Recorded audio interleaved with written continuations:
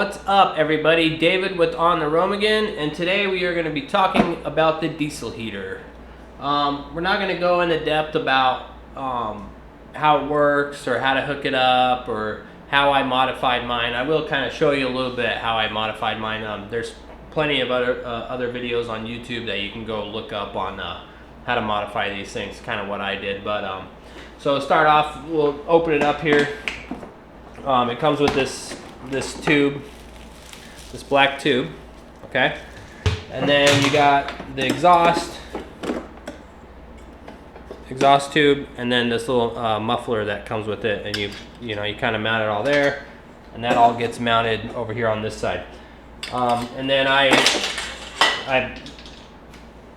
modified my intake here inside the box. Normally you'd have to hook that up as well, kind of like the exhaust, and have the intake out here. So I kind of modified mine, and I recessed it inside here so that I didn't have to. That was one step that I didn't have to do as far as hooking everything up.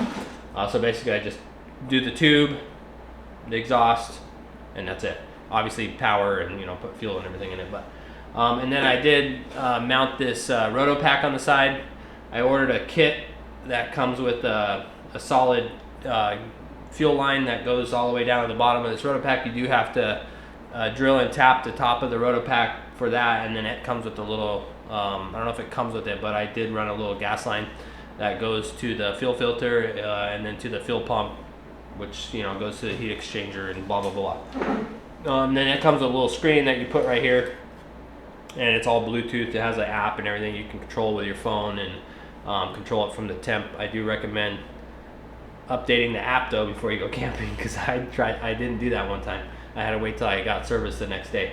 But anywho, so one of the main reasons, and then if you're we'll step back for a second. If you're wondering why I have this aluminum plate on here, is because I did have this mounted on the side of my window on the 4Runner. Only when we got to camp. I didn't drive with it like that. I had some suction cups on the side here, and I had this plate that went up to the roof rack where I mounted it up there so that I could have this closer to the tent and have the tube just go straight into the tent without having this long tube. So that's kind of why I have this on there. You don't have to do that. And then back to the Rotopack. This is like a 1 gallon Rotopack, so this lasts about, I kind of average about like 9 hours with this. I would recommend going like to a 2 gallon. I think Josh might have a 2 gallon on his. It'll last a lot longer. You don't have to worry about, I got 9 hours, or whenever you turn it on and just burn through the whole night, which 9 hours is long enough. But there was one time where I had to I better go top it off, so I went down there to top it off. But anywho, the main reason why I wanted to talk about this is for winter's coming up. Should I get one? Or maybe it's not just winter. It's I'm going to a place where it's going to be cold. What's the average temperature that I should run one of these? So we went to Colorado. I think it got down to 42, maybe 40-ish. And I was, you're out there camping and you're like, should I hook this thing up? It's kind of cold. Yeah, let's do it. So you get it out, you hook it all up, run the tube up to the tent and everything. And then for us, everybody's different, but for us, we'll fire it up, sit around the campfire, fire it up, crawl into the tent, nice and warm, love it.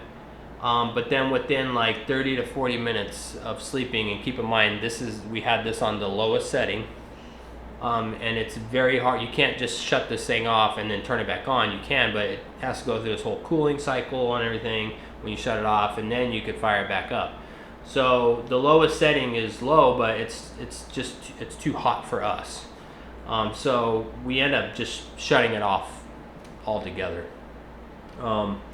There has been one camp trip where it was below 30 degrees where we did run it all night. So that's kind of mainly why I'm making this video, is what temp do you need one of these for? For us, I would say anything below 38 degrees Fahrenheit, 37, 36, kind of getting down into the 30s. I would probably recommend bringing it with you. Anything higher than that, it's just too hot. Josh will run his all night. I'll wake up in the morning and be like, "How did you do that?" Like, but Josh loves heat, so he doesn't care. He'll run that thing all night, and he's like, "Oh, I was sweating." You could crack some windows open too, and just let it blow. But yeah, so another upgrade that I did to it too is I added this 4-inch little coupling thing that I bought at Home Depot. I did notice on this tube that it comes with, I think this is a little 3-inch tube, but you can see the diameter difference here. And with this tube too, it's got this like black coating on it.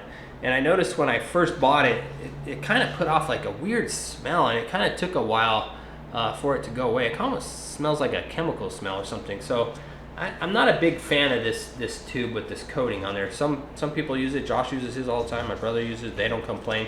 Some people are better with smells than others. But what I did is I upgraded to this flex tube here, and this is like a rigid one. This is actually one that you would use on your dryer. But what I liked about this one is, you can bend it and it'll stay in the position that you want it. So, you hook it to here, you bend it up, and this stretches out pretty far. You hook it to here, and you can bend it over to your, inside the tent, and it stays there. With this flexible one, it kind of, and especially when it gets hot, you hook it to the thing and it sags, and you really gotta, get it in the right position. So I don't really use that hose anymore. I do take it with me just in case, this one got a hole in it or something, and it was like really cold, and I'm like, oh my gosh, I don't have another tube. So I usually just throw it inside here just because it fits inside the cubby. But yeah, so I use this one. Works great.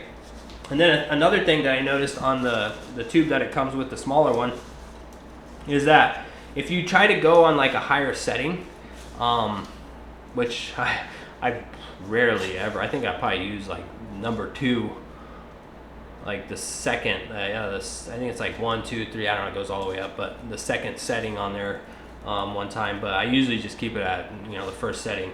But anywho, if you do try to go up on the higher setting with that tube, it like overheats this thing, and this thing like kind of throws a coat or shuts down. So I do know with this tube, and I've tested it, you can actually crank it up to 3rd, 4th, 5th. I've never gone like all the way up to the highest setting, but I do know that this definitely helps out with cranking it up a little bit. So maybe you're not using this for like a rooftop tent, maybe you're trying to heat up like a big old, like, I don't know, a bigger tent, like a big hunting tent or something. I would probably recommend doing something like this. But yeah, so that's basically what I wanted to talk about is it worth taking this thing? Like, oh, I gotta, you gotta take this, okay, you gotta find somewhere to put this, you gotta take diesel fuel, you gotta have fuel, and then you have to have a power supply, right? How do you power this thing up? Can you just hook it to your, how does it get power?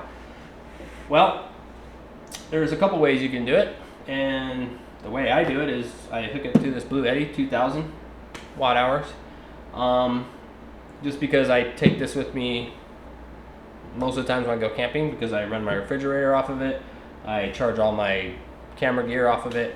It's a great charging source. It's portable, so that's another thing I like. But I did notice the cord that this comes with, the DC cord that it comes with, I don't know if it comes with DC cord. I might take that back. It might just come with the wire ends only. I might have had another one for something, but I ended up trying to plug it into this DC output, this 10 amp, and this thing will not fire up on this 10 amp DC. I tried it. It kept throwing a code on this diesel heater. It will not fire up. So keep in mind, might want to do your research on like how many amperage this thing takes to fire up. I'm pretty sure it's more than 10, because it wouldn't go. So luckily, I had another cord that I modified, or I didn't modify it, but I made my own cord that I use for my refrigerator that plugs into this 25 amp output here, this DC output here, and it threads onto here. So I used that, and it worked great. And then I obviously used the other cord because they have the same plug-in for the refrigerator that this diesel heater does, and I just used the refrigerator on this DC thing. So everything worked out good because luckily I had that cord. So that's something to keep in mind, is make sure you have the right power to fire this thing up. But once this thing fires up, it doesn't really draw a lot of power. It basically just runs a fuel pump. You can hear it just clicking, tick, tick, tick, tick. But it does use a lot of power to get the initial fire up. So you could do a power bank like this, or you can do what Josh has, and he just has a Blue Top Optima battery mounted in the back of his truck, and he just runs the wires to positive, negative, and it fires up. I did notice a couple times, where he used it the first night, second night, second night comes around, whatever, third night, the battery starts to drain. So you might want some kind of charging system for that external battery, just to keep that battery topped off for the next camp spot, just to make sure that you could fire this thing back up. So yeah, so that's basically the video, and I just wanted to share that with you guys. And like I said, there's tons of videos out there on diesel heaters. Do your research. But the temperature thing was the main thing, was how cold does it need to be to take a diesel heater? And I would say in the 30s, mid 30s, I would take one. So I hope you guys enjoy this video. Give it a thumbs up, and if you're not subscribed already, hit that subscribe button, and we'll catch you on the next one.